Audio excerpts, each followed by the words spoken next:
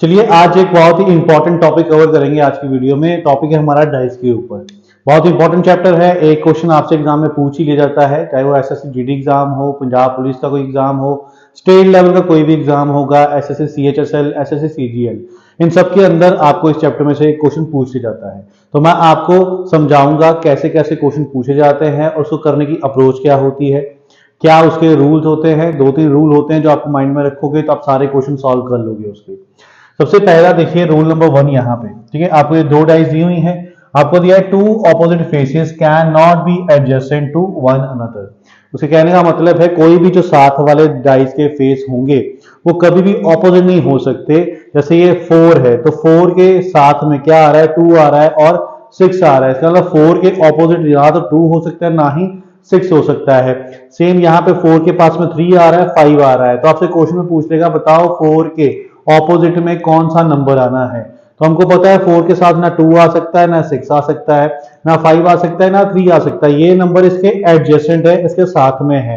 जो नंबर साथ में आएंगे वो कभी भी ऑपोजिट नहीं हो सकते। तो इसलिए इनको छोड़ के कौन सा नंबर बचा हुआ है, 1 बचा हुआ है। तुम्हारा आंसर हो जाएगा 4 के ऑपोजिट कौन सा नंबर आएगा, 1 आएगा। ठीक है, ये होता है रूल नंबर 1 कि आप ऐसे चेक कर सकते हो कि जो भी साथ वाले फेस होंगे, साथ वाले नंबर होंगे, वो कभी भी ऑपोजिट नहीं आ सकते। ठीक है, अब देखते हैं सेकंड रूल। कई बार ये रूल काम नहीं आता हमारा। हमको होता है कि 4 यहां पे दे दिया, इधर कुछ दिया ही नहीं, हमको तो पता नहीं चलता फिर 4 के ऑपोजिट क्या आना है। तो इसके लिए एक और रूल होता है, ये हमारा रूल नंबर 2। सेकंड रूल देखिए हमको क्या कह रहा है, if two faces are common, अगर दो डाइस के बीच में कॉमन है, जैसे ये दो डाइस आप देखते हो, इसके बीच में आपको क्या दिख रहा है, ये 1 जो है यहाँ पे 1 आएगा। कि आपको दिया गया है इसमें 3 कॉमन है और 5 कॉमन है। ठीक है, अगर 2 फेसेस कॉमन है, 2 फेसेस कॉमन हो गए, तो वो कह रहा है if 2 faces position of dice are shown and one of the 2 common faces in same position then of the remaining faces will be opposite to each other. तो जो बच गए, ये 2 और 1 बच गया, तो ये दोनों क्या हो जाएंगे, ऑपोजिट हो जाएंगे। कभी भी आपको ऐसा क्वेश्चन आता है जिसमें आपको 2 डाइस दी हुई हैं, उन 2 डाइस के अंदर 2 नंबर कॉमन है, तो आपसे ये पूछने वाला है बताओ 2 के ऑपोजिट क्या होगा, 2 के ऑपोजिट 1 हो जाएगा। ठीक है, ये था आपका सेकंड रूल। अब ऐसा क्वेश्चन भी आता है जिसमें ये भी रूल अप्लाई नहीं होता, तो उसमें हमारा फिर नेक्स्ट रूल अप्लाई होगा। तो क्या है हमारा नेक्स्ट रूल?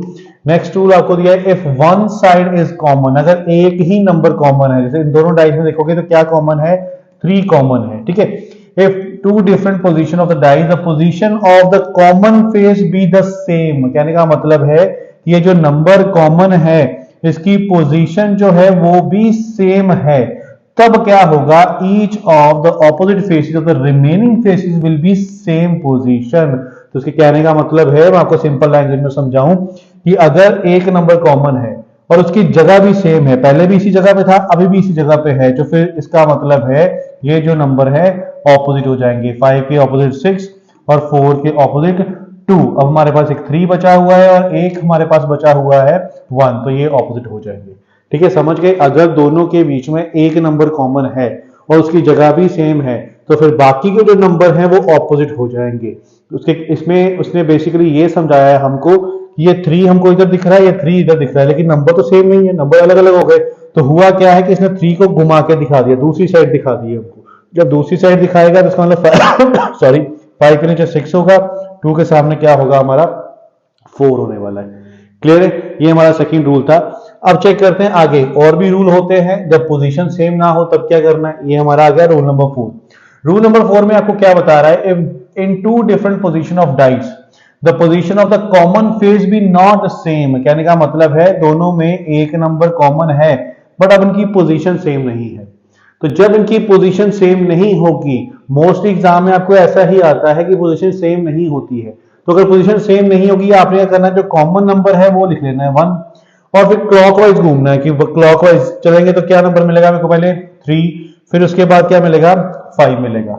यहां से भी कॉमन से स्टार्ट करना है आपने। कॉमन के बाद यहाँ पे क्या आएगा 2, 2 के बाद क्या आएगा 4 आएगा, सॉरी 1 सेकेंड, यहाँ पे कॉमन नंबर कौन सा था, 1 1 था, उसके बाद क्या आना है 2, और 2 के बाद क्या आना है 4। तो इसका मतलब ये जो है 3 के ऑपोजिट 2 हो जाएगा और 5 के ऑपोजिट 4 हो जाएगा। अब 1 के लिए कौन सा नंबर बचा हुआ है, एक नंबर बचा हुआ है 6, तो 1 के ऑपोजिट क्या हो जाएगा 6 हो जाएगा।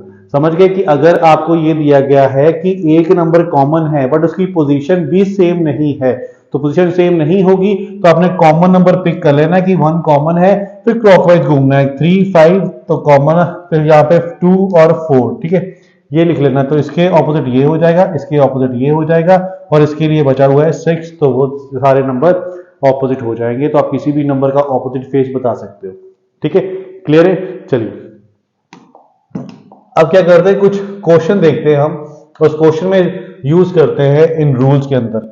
पहला आपको होता है टू ऑपोजिट फेसेस, शायद हमको बताना क्या है, फेस कंटेनिंग 5 पॉइंट्स, ठीक है, how many appears opposite to, 5 वाले के ऑपोजिट में बताना है क्या आएगा, जो 5 पॉइंट वाला है इसके ऑपोजिट में क्या आएगा। हम यहाँ पे देखेंगे रूल कौन सा लग रहा है, मेरे को पता है यहाँ पे 1 है, यहाँ 1 कॉमन है, यहाँ 2 है, यहाँ 2 है, तो जब दो नंबर कॉमन आ जाएंगे तो जो रिमेनिंग बचेंगे ये 5, तो इसके सामने कौन होगा, 4, तो इस क्वेश्चन का मेरा आंसर क्या हो जाएगा, 4 हो जाएगा। तो कौन सा रूल लगा था यहाँ पे, 2 नंबर कॉमन वाला, जब दो नंबर कॉमन होंगे जो रिमेनिंग नंबर बच जाएंगे वो ऑपोजिट हो जाएंगे। अगर इसी क्वेश्चन में आपसे पूछ लिया था 1 के ऑपोजिट क्या होगा, तो वो आप नहीं बता सकते हो, बट मैं ये बता सकता हूं कि दो कॉमन को छोड़ के जो बच गया वो ऑपोजिट होने वाला है, ठीक है, क्लियर है। चलिए नेक्स्ट क्वेश्चन लेते हैं, नेक्स्ट क्वेश्चन में देखते हैं। देखिए अगले क्वेश्चन में आपसे पूछा गया है which digit will appear on the face opposite to 4, 4 के ऑपोजिट क्या आएगा, 4 के ऑपोजिट बताना है। पहले चेक करते हैं रूल कौन सा लग रहा है, मेरे को साफ साफ दिख रहा है 3 जो है वो कॉमन है, 3 कॉमन है और उसकी पोजीशन भी सेम है, पहले भी इसी पोजीशन पे था अभी भी इसी पोजीशन पे है, तो जो रिमेनिंग नंबर होंगे वो क्या हो जाएंगे, ऑपोजिट की, 1 के सामने 5, 2 के सामने 6, तो 3 के लिए क्या बचा 4, तो उसने 4 का पूछा है, मेरा आंसर क्या हो जाएगा, 3 हो जाएगा इस क्वेश्चन का। क्लियर, इसमें रूल क्या लग रहा था, कॉमन नंबर बट पोजीशन भी सेम, तो पोजीशन सेम होगी तो हम सिंपली बाकी जो रिमेनिंग नंबर है वहां से पता कर लेंगे ये ऑपोजिट होंगे। चलिए आगे चलते हैं, चलिए नेक्स्ट क्वेश्चन देखते हैं। नेक्स्ट क्वेश्चन हमको दिया गया है 5 के ऑपोजिट बताना है हमको कि 5 के ऑपोजिट क्या आएगा, तो चेक करते हैं कौन सा रूल यहाँ पे अप्लाई हो रहा है। सेम रूल अप्लाई हो रहा है कि कॉमन नंबर 3 है और 3 की पोजीशन भी सेम है, जब पोजीशन सेम होगी तो रिमेनिंग आमने सामने हो जाएंगे, तो 5 के ऑपोजिट क्या हो जाएगा 6, तो मेरा आंसर है इस क्वेश्चन का 6, ठीक है, क्लियर है। बस आपको रूल पता होना चाहिए, जब आपको रूल पता है तो फिर बहुत ही इजी चैप्टर है ये करना। चलिए नेक्स्ट क्वेश्चन देखते हैं। देखिए अब 4 डाइज दे दी हमको, है ना, अब 2 में तो हमने निकाल लिया, जब 2 से ज्यादा डाइज आ जाती हैं तब क्या करना है, ढूंढना क्या है हमको, 2 के ऑपोजिट, कि 2 के ऑपोजिट कौन सा नंबर आएगा। आप कोई भी 2 डाइज पिक कर लीजिए, मान लो मैं फर्स्ट 2 डाइज जो है ये पिक कर लेता हूं और इसमें देखता हूं कोई रूल अप्लाई हो रहा है क्या, इन दोनों में क्या कोई कॉमन नंबर है, इन दोनों के अंदर, इन दोनों में, यस ये 5, ठीक है, ये 5 डॉट्स है, इधर 5 डॉट्स है, 5 वाला कॉमन है, तो 5 कॉमन है, 5 की पोजीशन भी सेम है, जब पोजीशन सेम होगी तो बाकी जो बच गए 3 के ऑपोजिट क्या हो जाएगा 4, 2 के ऑपोजिट क्या हो जाएगा 6, तो 5 के लिए क्या बचा 1, मेरे को 2 पूछा है तो मेरा आंसर इस क्वेश्चन का क्या हो जाएगा 6 हो जाएगा। क्लियर है। अगर 2 से ज्यादा डाइज आ जाती हैं, आप किसी भी 2 डाइज को पिक कर सकते हो, उसमें देखना है आपको कौन सा रूल अप्लाई हो रहा है, उसी रूल के अकॉर्डिंग आप ढूंढ लेना। अगर आपको क्वेश्चन का आंसर मिल गया ठीक है, नहीं तो इसको छोड़ के मैं कोई और 2 डाइज को पिक करूंगा, फिर उसमें देखूं कोई रूल लग रहा है कि नहीं लग रहा है, ठीक है, क्लियर है। चलिए आगे देखते हैं नेक्स्ट क्वेश्चन। देखिए नेक्स्ट क्वेश्चन में भी हमको 2 से ज्यादा डाइज दी हुई हैं, हमको बताना है ऑपोजिट टू 6 के ऑपोजिट कौन सा होगा। तो पहले पकड़ता हूं इसको, इसमें क्या है, कॉमन नंबर 6 है, कॉमन नंबर 2 है, जब ये दोनों कॉमन होंगे तो जो रिमेनिंग बच गया ये मेरा क्या हो जाएगा ऑपोजिट, 3 के ऑपोजिट 4 हो जाएगा, बट मेरे को मेरा आंसर नहीं मिला, आंसर मेरे को चाहिए था 6 के ऑपोजिट क्या होगा, तो इस रूल से तो नहीं बता सकता। फिर मैं कहता हूं इन दोनों को पिक करता हूं, इन दोनों में कोई रूल लग रहा है, कॉमन क्या है 6 है और 4 है, तो रिमेनिंग क्या बचा 2, तो यहां रिमेनिंग क्या बचा 5, तो 2 के ऑपोजिट क्या हो जाएगा 5 हो जाएगा, नंबर बचा है 1 और नंबर बचा है 6, तो इसका मतलब 6 के ऑपोजिट क्या होने वाला है 1 होने वाला है।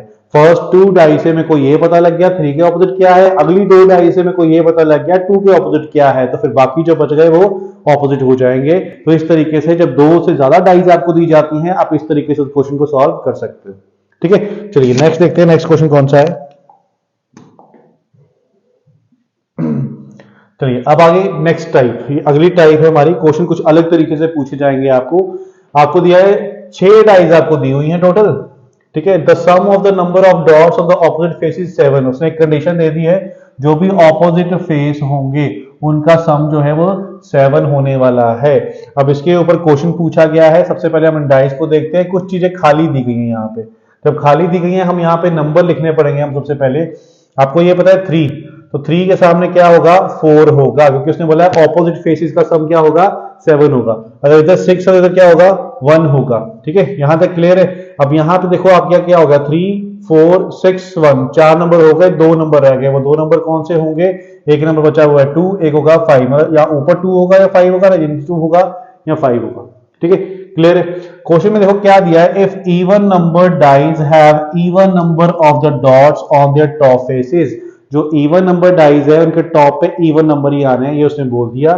Then what would be the total number of the dots on the top faces of their dice, तो हमको ये बताना है उनका टोटल क्या बनेगा। ठीक है, इवन वाला, ये 2 4 और 6, इसकी बात की है उसने। उसके बाद इसके टॉप पे जो नंबर आना है वो इवन ही आना है। तो मैं यहां पे सोचता हूं इवन कौन सा बचा है। 4 के सामने क्या होगा, 3 होगा, क्योंकि सम 7 होना चाहिए। 5 के सामने क्या होगा, 2 होगा, क्योंकि सम 7 होना चाहिए। देखिए 4 हो गया, 2 हो गया, तो कौन सा इवन नंबर बचा हुआ है, 6। इसका मतलब यहाँ पे कौन सा नंबर होगा, 6 डॉट्स होंगे। यहां पे आते हैं, देखिए 4 वाले पे, ये 2 हो गया, 4 हो गया, मतलब 3 ही इवन नंबर होते हैं, 3 ही ऑड नंबर होते हैं 1 से लेकर 6 तक।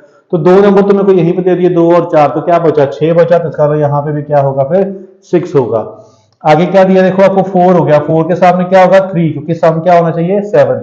5 के सामने क्या होगा, 2, क्योंकि सम क्या होना चाहिए, 7। तो बचा क्या, 4 हो गया, 2 हो गया, यहाँ पे क्या बचा हुआ है, 6। उसने बोला इनका सम क्या होगा, 6 + 6, 12 + 6 18। तो मेरे इस क्वेश्चन का आंसर हो जाएगा 18।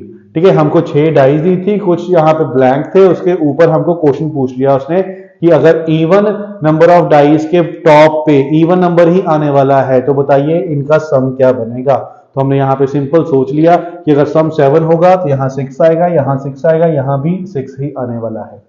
यहां तक क्लियर है। ये क्वेश्चन आपसे पूछे जा सकते हैं एसएससी के एग्जाम में, तो आप ध्यान से इनको समझिएगा ताकि आपकी हेल्प हो सके और आप इजीली क्वेश्चन निकाल सको एग्जाम में। चलिए आगे चलते हैं, अगला क्वेश्चन, नेक्स्ट क्वेश्चन इसी के ऊपर है।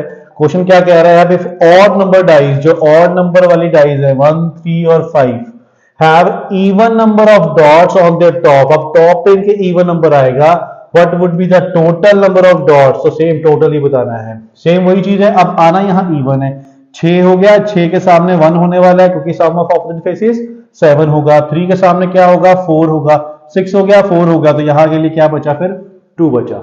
आगे चलते हैं, 4 और 6 तो हमको विजिबल है, जब 4 और 6 दिख रहे हैं तो एक ही इवन नंबर बचा, वो कौन सा है, 2, वो यहाँ पे आ जाएगा। आगे चलते हैं, 5 के सामने यहाँ क्या होगा, 2 होगा, क्योंकि 7 बनना चाहिए। 1 के ऑपोजिट 6 होगा, 2 और 6, तो यहाँ के लिए क्या बचा, 4। अब उसने बोला इनका सम क्या होगा, 2 + 2 4, 4 + 4 8, तो इस क्वेश्चन का आंसर जो है मेरा क्या हो जाएगा, 8 हो जाएगा। ठीक है, क्लियर है। चलिए आगे देखते हैं नेक्स्ट क्वेश्चन क्या होगा। देखिए नेक्स्ट क्वेश्चन सेम इसी के ऊपर है, बस आपको क्या है, बेसिक चीजें समझ में आनी चाहिए, करना क्या है। क्वेश्चन तो आपको किसी भी तरीके से घुमा फिरा के वो दे सकता है, वो आपको क्वेश्चन खुद समझना पड़ेगा उस क्वेश्चन के अंदर करना क्या है। हो सकता है आपको बोल दे ऑड नंबर डाइस के ऊपर ऑड नंबर आएगा, इवन नंबर डाइस के ऊपर ऑड नंबर आएगा, वो तो क्वेश्चन पे डिपेंड करेगा, क्वेश्चन आपसे क्या पूछता है। आपको सिंपल कंसेप्ट पता होना चाहिए। अब इस क्वेश्चन में देखते हैं क्या पूछा गया है हमसे। इस क्वेश्चन में पूछा गया इफ डाइज 1 2 एंड 3, ठीक है, ये और ये डाइज में have even number of dots on there bottom faces, ठीक है, इनके नीचे जो है वो इवन नंबर आने हैं, इन दोनों के नीचे। एंड द डाइज 4 5 6, ठीक है, ये 4 5 और 6, इसमें वो कह रहा है have odd number dots on the top, तो इसके ऊपर जो है वो कौन से आने हैं, ऑड वाले आने हैं। then what would be the difference in the total number of top faces between their two sets, तो जो ये दो अलग अलग सेट बने हैं, 1 2 3 का सेट बना है, 4 5 6 का सेट बना है, इन दोनों सेट के टॉप का जो टोटल बनेगा उनका डिफरेंस क्या आएगा। ठीक है, सिंपल है, हमको बेसिकली तो टॉप का चाहिए ना, तो फिर हम सिंपल ये देखते हैं, उसने क्या बोला 1 2 3 के ऊपर, सॉरी बॉटम में क्या आएगा, इवन नंबर आना है। तो चेक करते हैं, 6 के सामने 1 होगा, 3 के सामने 4 होगा, 4 हो गया, 6 हो गया, इवन कौन सा बचा है, 2 बचा है, इसका मतलब नीचे 2 होगा। अगर नीचे 2 होगा तो ऊपर क्या होगा, 5 होगा, क्योंकि सम 7 बनना चाहिए। क्लियर है। आगे फिर से 4 के सामने क्या होगा, 3 होगा, 5 के सामने क्या होगा, 2 होगा, 2 हो गया, 4 हो गया, तो बॉटम के लिए क्या बचेगा, 6, क्योंकि बॉटम में इवन नंबर आना है। अगर 6 नीचे है तो ऊपर क्या आएगा, फिर 1 आएगा, 7 बनना चाहिए। नेक्स्ट 6 और 4 तो विजिबल है हमको, इसका मतलब कौन सा इवन बचा, 2, इसका मतलब नीचे क्या होगा 2, अगर नीचे 2 है तो ऊपर क्या होगा 5 होगा। इसके लिए क्या कंडीशन बताई थी उसने कि 4, 5 और 6 में ऑड नंबर होंगे टॉप के, ऑड नंबर चेक करते हैं। 4 के सामने क्या होगा 3, 2 के सामने क्या होगा 5, 5 और 3 हो गया, कौन सा बचा 1 बचा ऑड। 5 और 1 तो हमको विजिबल है, तो कौन सा ऑड नंबर बचा हुआ है 3 बचा हुआ है, तो यहाँ पे 3 आ जाएगा। 5 के सामने 2 आएगा, 4 के सामने 3 आएगा, 3 और 5 हो गया, तो कौन सा ऑड बचा हुआ है 1 बचा हुआ है। उसने बोला इनका टोटल 5 + 1 6 + 5 11 और इनका टोटल 1 + 3 4 + 1 5, इसका डिफरेंस क्या होगा, तो 11 - 5 आपका आंसर जो है वो क्या हो जाएगा 6 हो जाएगा। ठीक है, तो ये थे डाइस के क्वेश्चन। बस आपने वो 4 रूल मैंने आपको बताया वो माइंड में रखना। कौन से 4 रूल थे, जल्दी से रिवाइज करते हैं। सबसे पहला, अगर दोनों डाइस के बीच में 2 नंबर कॉमन है तो बाकी जो तीसरा नंबर बचा होगा वो ऑपोजिट हो जाएगा। उसका अगला क्या था, 2 डाइस के बीच में एक नंबर कॉमन है, उसकी जगह भी सेम है, अगर जगह सेम है तो बाकी के जो नंबर बच गए वो नंबर ऑपोजिट हो जाएंगे। तीसरा रूल क्या था, अगर एक नंबर कॉमन है बट उसकी जगह सेम नहीं है तो फिर क्या करना है, आपने क्लॉकवाइज घूमना है। क्लॉकवाइज के हिसाब से आपको पता चल जाएगा कि दोनों के सामने कौन से नंबर के सामने कौन सा नंबर होने वाला है। और एक सबसे पहला रूल जो है वो मैंने आपको बताया था कि जो भी नंबर आपको साथ में दिखेंगे, एडजस्टमेंट में दिखेंगे, वो कभी भी ऑपोजिट नहीं हो सकते। वो था हमारा रूल नंबर 1। रूल नंबर 1 आपका इतना यूज नहीं होने वाला, जो मैंने आपको 3 रूल बताए हैं वो सबसे ज्यादा यूज होंगे कॉमन नंबर वाले। अगर कॉमन नंबर की जगह सेम है, रिमेनिंग नंबर ऑपोजिट होंगे। 2 नंबर कॉमन है तो तीसरा नंबर ऑपोजिट होगा, और कॉमन नंबर की जगह सेम नहीं है तो क्लॉकवाइज से हम पता कर सकते हैं ऑपोजिट कौन सा होगा। ठीक है, तो यही हमारा आज का टॉपिक था। डाइस इंपॉर्टेंट टॉपिक है, अच्छे से समझिएगा और अच्छे से करके आइएगा, क्योंकि एक बार आपने समझ लिया तो एग्जाम में आप 100% उसको ठीक ही करके आएंगे। इसके गलत होने की चांसेस बहुत कम होते हैं। ठीक है, तो चलिए आज की वीडियो के लिए इतना ही। Thank you.